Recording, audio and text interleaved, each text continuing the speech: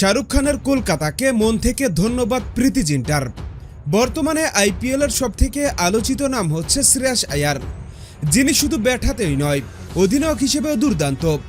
চলতি আইপিএলে তার অধীনে পাঞ্জাব কিংস সবার আগে প্লে অফ নিশ্চিতের দিকে রয়েছে। এমনকি দিল্লির দেওয়া 265 রানের টার্গেটের বিপক্ষে তিনি দলকে জিতিয়ে মাঠ ছেড়েছেন, যা আসলেই অবিশ্বাস্য ব্যাপার। এদিকে শ্রেয়াস আয়ারকে পেয়ে শাহরুখ খানের কলকাতা নাইট রাইডার্সকে ধন্যবাদ জানাতে চাইবে প্রীতি জিন্টা, কারণ শ্রেয়াস আয়ারকে ছেড়ে দিয়েছিল কলকাতা নাইট রাইডার্স।